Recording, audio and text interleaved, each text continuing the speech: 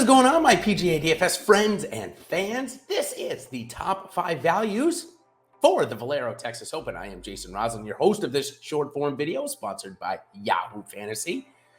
And now I know many eyes in the golfing world and the golfing fan world may be on next week, especially with the flight logs coming out of Jupiter, Florida today.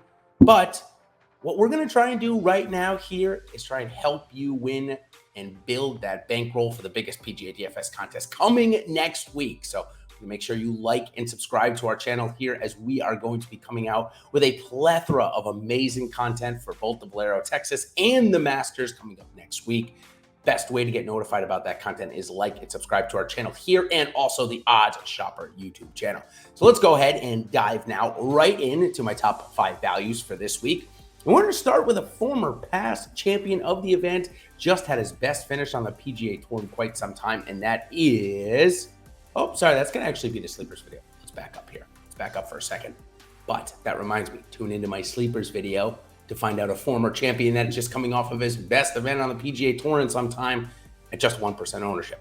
We'll cover that in the sleepers video. Now, let's click back over here to the values video. And let's start with a couple of European Tour or DP World Tour participants that are getting a sponsors invite here this week. And let's start with the first guy.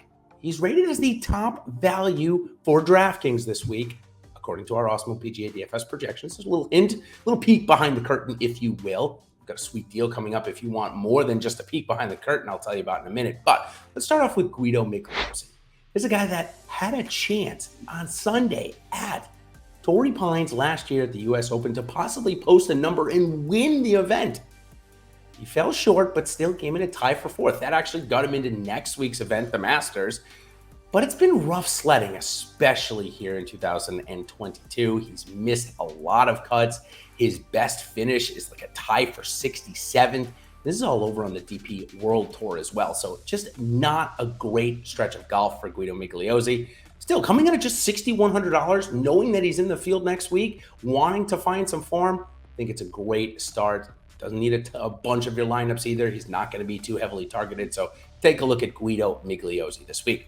Second guy I want to talk about is another struggling European Tour or DP World Tour player who made some waves last year at this event, trying to track down both Charlie Hoffman and Jordan Spieth. He fell just short of those two, but still his best finish on the PGA Tour coming in 3rd is Matt Wallace. Now, like I said, Wallace has really struggled this year. He missed the cut a couple of weeks ago. But with the price at just $6,400 and 22 on Yahoo, I think he presents a great value. Now, mentioned on Guido Migliozzi, he plays on the DP World Tour most of his time, so we don't have strokes gained stats for him. For Wallace, though, he has had enough starts here on the PGA Tour this year to give us some numbers, and you can see why he's struggling. He's ranked outside of the top 150 in every single category. 207 off the tee, 176 on the approach, 159 around the green, and 173 putting. But when he gets it rolling, he is one of the better players. So at $6,400, our Awesemo PGA DFS projections absolutely love him. All right, let's go on to the next guy, priced at $7,100 this week and coming off a runner-up finish. Here's a guy that made a name for himself by Monday qualifying, went to the Korn Ferry Tour Finals, got his card this way. I mean, he has done it the hard way. I'm talking about Alex Smalley. Just $7,100 on DraftKings this week and $20, the minimum on Yahoo. It'll be his first start here. Remember, he wasn't actually on the Korn Ferry Tour. I just mentioned he got his status through Monday qualifying via a couple sponsors, exemptions, and then through the Korn Ferry Tour Finals. So he didn't play in the event here that was played on the Korn Ferry Tour.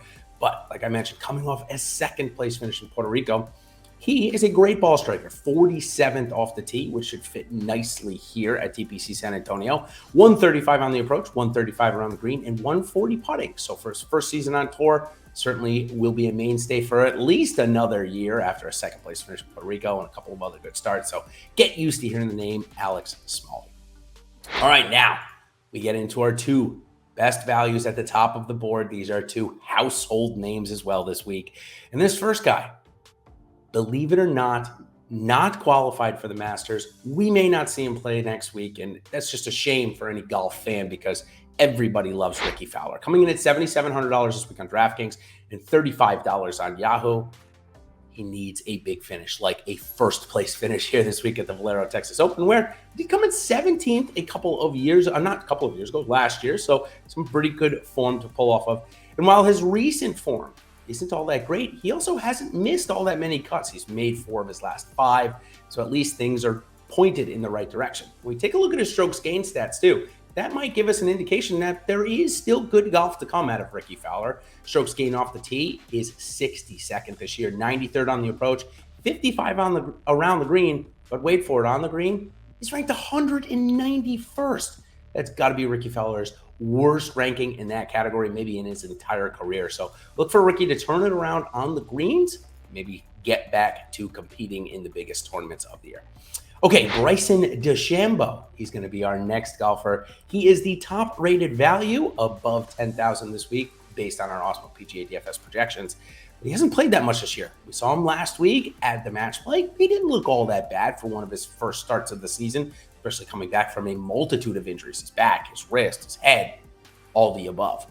Still, nonetheless, it will be his first time coming here in quite some time. He last played here back in 2017.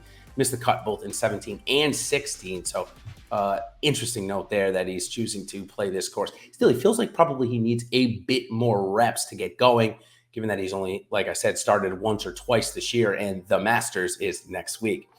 So let's go over strokes gained rank. This is going to be from last year. This is how little he's played Bryson this year. He doesn't even have strokes gained stats accumulated yet, but last year he was first off the tee, 53rd on the approach, 141 around the green, and 20 putting.